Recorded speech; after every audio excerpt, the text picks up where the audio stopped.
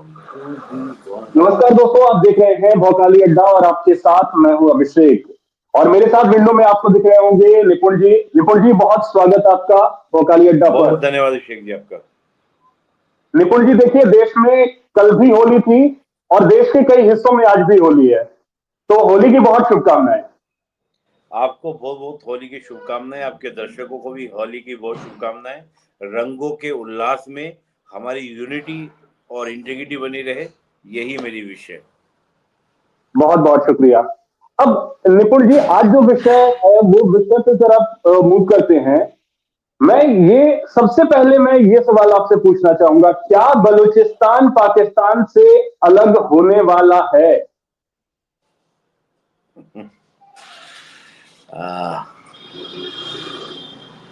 भौकाली सवाल है। एक्चुअली आपने इंटरनेशनल रिलेशन का मुझे अपना एक्सपर्ट भी लिखा है, तो मैं यही कहूंगा कि बहुत ही सोच समझ के बोलना पड़ रहा है कि इस प्रश्न का उत्तर क्या दूं। मैं ये कहूं कि 100% मुझे पॉसिबिलिटीज लग रही है बलूचिस्तान की। 100% पॉसिबिलिटीज। और उसके वजह हैं, कारण हैं।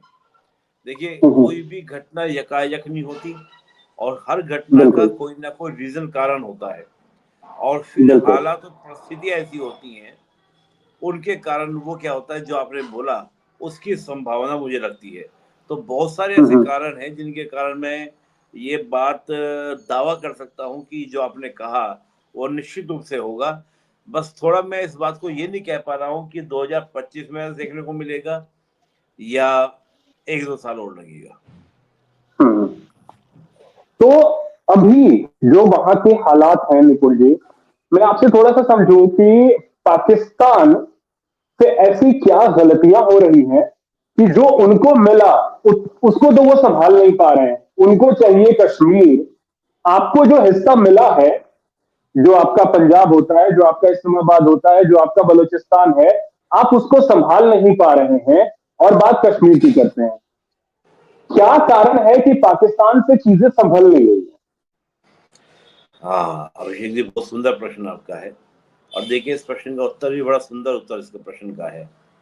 देखिए, जब हम बोलते हैं किसी भी राष्ट्र का जो निर्माण होता है और हम्म। निर्माण की जो नींव पड़ती है, वो उस हम्म। राष्ट्र के चरित्र को और उसके भविष्य को तय करती है। कोई बिल्कुल। राष्ट्र जिस नींव पर बना और जिस नींव पर बनने के बाद जिस राष्ट्र के निर्माण की बात की, वो उसी हम्म। में ही आज तक उलझा हुआ है। पाकिस्तान के बारे में मैं हमेशा बोलता हूँ कि पाकिस्तान एक ऐसा देश है जो देश बनने से पहले राष्ट्र तो बन गया on the hmm. Base of religion, कि हमारी एक पहचान है। बिल्कुल। वो क्या, जो कौम बोल रहे थे ना कि वो हम दो कौम है, तो मुस्लिम हम्म। आइडेंटिटी के बेस पर नेशन तो बन गया। लेकिन हम्म। नेशन बनने के बाद जब स्टेट बना, देश बना, उसके बाद से ही पाकिस्तान की हम्म। जद्दोजहद ये है कि वो एक नेशन बना रहे। ठीक उसकी है। जो टू नेशन थ्योरी की जो पॉलिसी थी पाकिस्तान की, वो हम्म। 1971 में ही समाप्त हो गई। और अब हम्म। बलूचिस्तान और खैबर पख्तूनख्वा, इन दोनों के माध्यम से वो सारी कलहियां जो है खुल रही हैं। काश हम्म। पाकिस्तान ने, जिन्ना ने उस समय हमारी बात मानी होती, जो हम कह रहे थे कि नेशन के निर्माण में, राष्ट्र के निर्माण में धर्म आधार हम्म। हो ही नहीं सकता, रिलीजन बेस हो ही नहीं सकता। लेकिन हम्म। उन्होंने धर्म को आधार बनाया। और धर्म को आधार बनाने के बाद फिर एक सी आइडेंटिटी बनाए रखने के लिए ऐसी ऐसी हम्म। मिस्टेक की जो मिस्टेक नहीं करनी चाहिए थी। पहली बात, ठीक है। वहां पर धर्म से ज्यादा चेतन जी को, अभिषेक जी, क्या है, आप अगर पाकिस्तान में देखेंगे, धर्म से ज्यादा वहां पर है रेस, रेस कॉन्सेप्ट। वह ठीक है। हमेशा जो पंजाबी कम्युनिटी है, वो चाहती हम्म। है कि हम क्या रहे, पावर में रहें, हम वहां पर हम्म। सत्ता में रहें।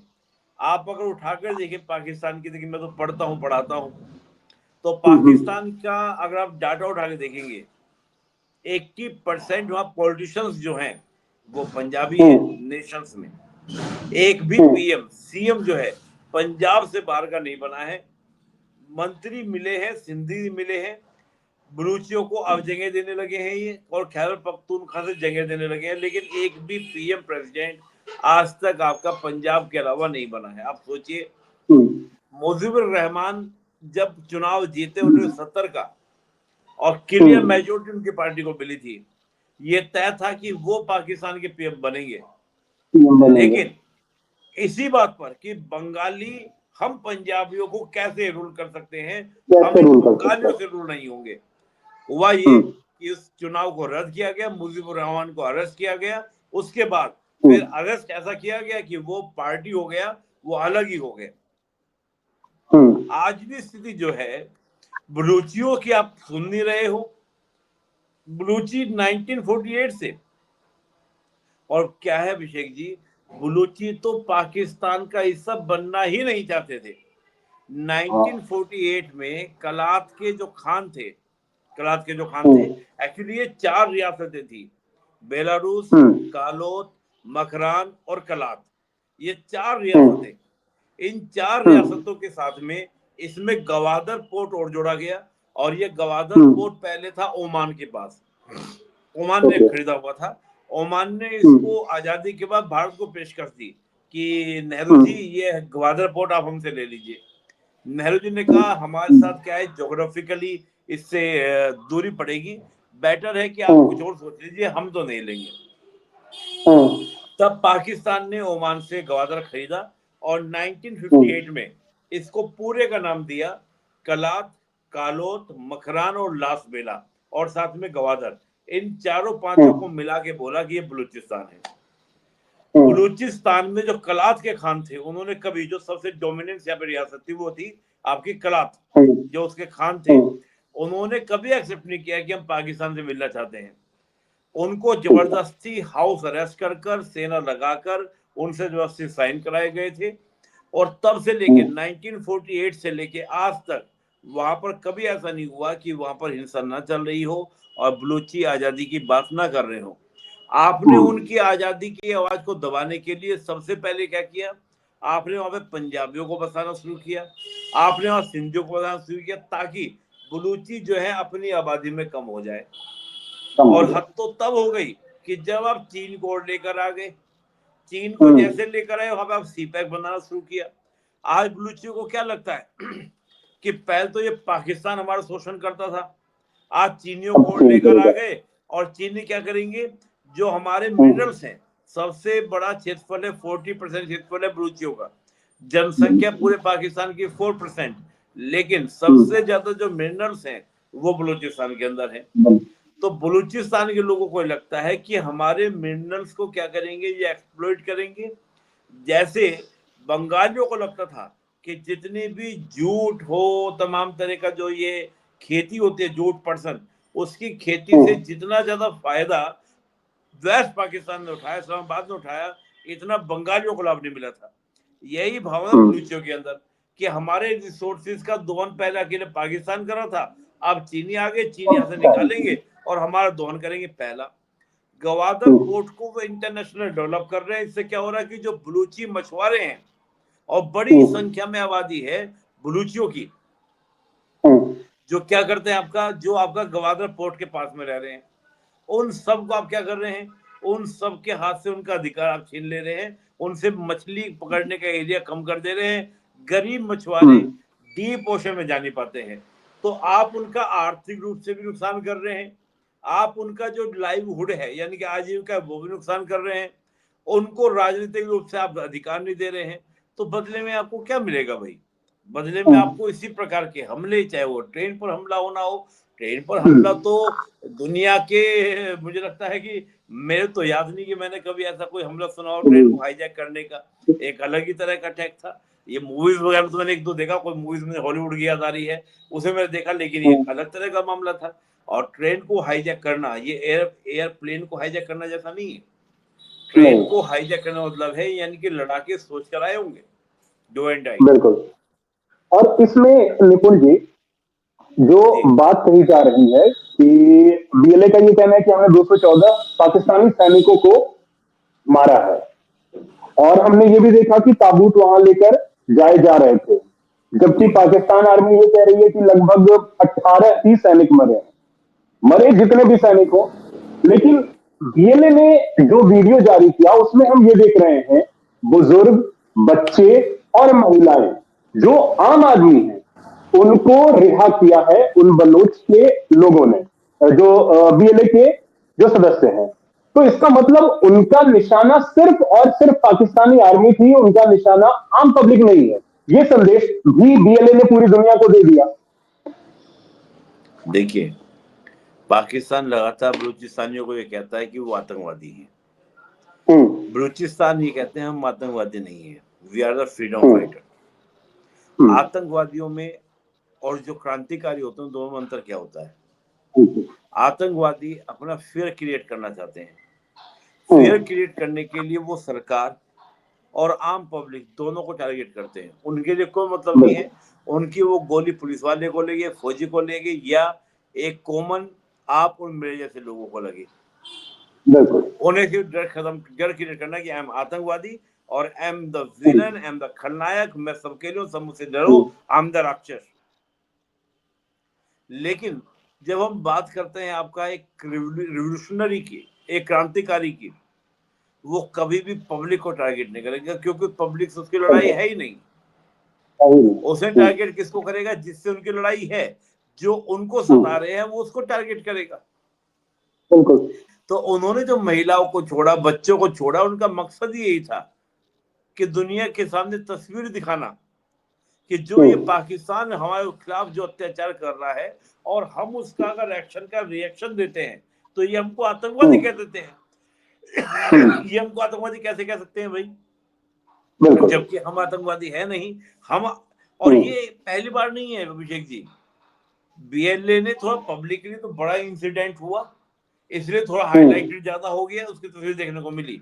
आप उठाकर देखिए उनके पहले के हम लोग, उन्होंने कभी भी आम नागरिक को टारगेट नहीं किया।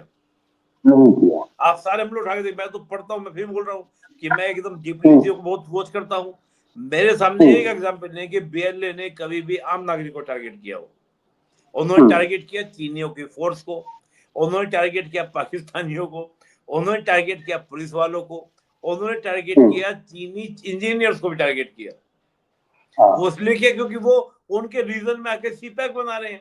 उनका क्या मतलब? आज स्थिति वहां पर ये है, आप बलूचिस्तान के बारे में देखेंगे, पढ़ेंगे, तो वहां पर चीनियों की बस्ती बन गई है। वो इस बात से दुखी थे कि पंजाबी सिंधिया के बस्ती बना रहे हैं, अब चीनी वहां पर बस्ती बना रहे हैं। आप किसी कम्युनिटी को एकदम माइनॉरिटी में करने को उतारू हो रहे हैं, तो वो क्यों प्रतिकार नहीं करेंगे? डेफिनेटली करेंगे। बिल्कुल करेंगे। अब अब आपने जो आप प्रश्न किया था कि बलूचिस्तान अलग होगा क्या, अब उस प्रश्न का उत्तर ये तो आप समझ रहे हैं।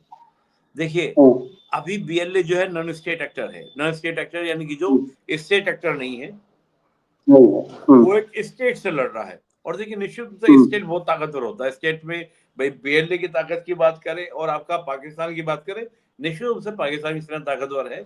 वो बात है कि हमारे मामले में कुछ भी नहीं, लेकिन फिर भी सेना तो है एक, क्या ना, एक औपचारिक रूप से सेना तो है, सेना हो या पुलिस हो। इस तरह के जितने भी नॉन स्टेट एक्टर होते हैं तभी कामयाब होते हैं जब इनको बाहर से सपोर्ट मिल जाए। अगर बीएलए को बाहर से सपोर्ट मिल जाए तो बीएलए स्वतंत्र हो जाए, आजाद हो जाए, कोई दिक्कत नहीं है। प्रश्न ये है कि बीएलए को सपोर्ट कौन करेगा? बीएलए को सपोर्ट कौन कर सकता है? बीएलए को सपोर्ट करना चीन तो नहीं करेगा। चीन का ऑलरेडी वहां पर क्या इन्वेस्टमेंट है, और चीन नहीं चाहेगा कि वहां पर वॉर का इन्वायरमेंट क्रिएट हो, उसका जो सीपैक है वो अधर में लटक जाए। ये तो बिल्कुल नहीं करेगा, क्योंकि अगर वो बलूचिस्तान को सपोर्ट करेगा, बलूचियों को सपोर्ट करेगा, तो जो ऊपर दूसरा आपका आधा हिस्सा है सीपैक का वो खत्म हो जाएगा। फिर पाकिस्तान रहेगा क्या? पाकिस्तान कमजोर हो जाएगा। तो चीन समझता है कि पाकिस्तान तो मेरे लिए क्या है, एक एसेट है जिसके माध्यम से मैं भारत को डिस्टर्ब करता हूं। तो वो पाकिस्तान को तो नहीं करेगा। अब रहा रशिया। देखिए, रशिया का तो अभी फुल्ली फोकस जो है वो यूक्रेन को लेकर है कि यूक्रेन से वॉर खत्म हो और मैं थोड़ा सा सांस लूं, शांति लूं। इस समय केवल एक ही देश का मुझे इंटरेस्ट लगता है, वो है आपका अमेरिका। रीजन, उसके रीजन है, अमेरिका का एक ही टारगेट है, वो है चीन। वो तो चीन को आइसोलेट करने के लिए रशिया के नजदीक बढ़ा रहा है कि चीन को हमको अकेला कर देना है, क्योंकि खुद डोनाल्ड ट्रंप का कहना ये है कि ये अमेरिकन की सबसे बड़ी भूल थी कि रशिया और चीन को एक दूसरे के नजदीक आने दिया। करना क्या था, दोनों को अलग अलग रखना था। अब हम रशिया को टारगेट करके चीन को अकेला करेंगे, और जब चीन को अपना बड़ा कॉम्पिटिटर मान रहा है, तो अफगानिस्तान में जिस प्रकार से चीन अपनी पकड़ बनाने का प्रयास कर रहा है, ये कहीं ना कहीं इसकी आंखों में खटक रहा है अमेरिका के। और इसीलिए डोनाल्ड ट्रंप ने कहा कि हमारे वेपन क्या करो, तो तालिबान को वापस करो। तो चीन को अगर कमजोर करना है तो पाकिस्तान में बलूचियों को सपोर्ट करो। बलूची क्या करेंगे, उसकी सारी चीन की जो खिचड़ी पकड़ी, चाहे वो अफगानिस्तान में पकड़ी है, चाहे वो ईरान में पकड़ी है, और चाहे वो पाकिस्तान में पकड़ी है, सारी खिचड़ी को रंग क्या कर देंगे, काला कर देंगे, स्वाद भी ऐसा कर देंगे जहर की तरह। एक तो चीन के लिए, और लास्ट ईरान की वजह से भी। देखिए, इसराइल का सबसे बड़ा जो दुश्मन है वो है ईरान। अगर इसराइल ने ईरान को कंट्रोल कर लिया तो पूरा वेस्ट एशिया जो है वो इसराइल का होगा, और इसराइल का होगा तो मतलब अमेरिका का होगा। तो अगर आप बलूचिस्तान बनवा देते हैं तो आप इजीली क्या कर सकते हैं, अमेरिका क्या कर सकता है इजीली, ईरान को भी कंट्रोल कर लेगा, अफगानिस्तान को भी, पाकिस्तान को भी, चीन को भी, सबको कंट्रोल कर लेगा। तो मुझे तो उसमें सीधा सीधा इन्वॉल्वमेंट लग रहा है अमेरिका का। हालांकि वो कोशिश कर रहे हैं पाकिस्तानी, कभी अफगानिस्तान को कह रहे हैं, कल भी वहां पर मस्जिद में एक अटैक हुआ है खैबर पख्तूनख्वा में, और आज एक खबर हो रही है, आपके दर्शकों में जानकारी दे दूं, टीटीपी ने ये कहा है कि हम पाकिस्तान का जो पंजाब प्रोविंस है उसमें भी हमले करेंगे, और आज ही कई सारे जो टीटीपी के लड़ाके हैं वो पाकिस्तान में पकड़े गए हैं, वहां पर आत्मघाती हमले करेंगे, यानी कि पंजाब में घुसकर मारेंगे। तो आप सोचिए, जब पंजाब में धमाके होने शुरू होंगे तो पाकिस्तान की क्या हालत होगी। और अब टीटीपी यानी कि खैबर पख्तूनख्वा में जो टीटीपी है और बलूचिस्तान में जो बीएलए है, ये दोनों ज्वाइंट होकर क्या कर रहे हैं, एक्शंस ले रहे हैं। ये पाकिस्तान के लिए बड़ी सिरदर्दी की बात है। निश्चित रूप से जो आपने स्टार्टिंग प्रश्न कहा था, इसलिए मैं कह सकता हूं कि संभावनाएं हैं।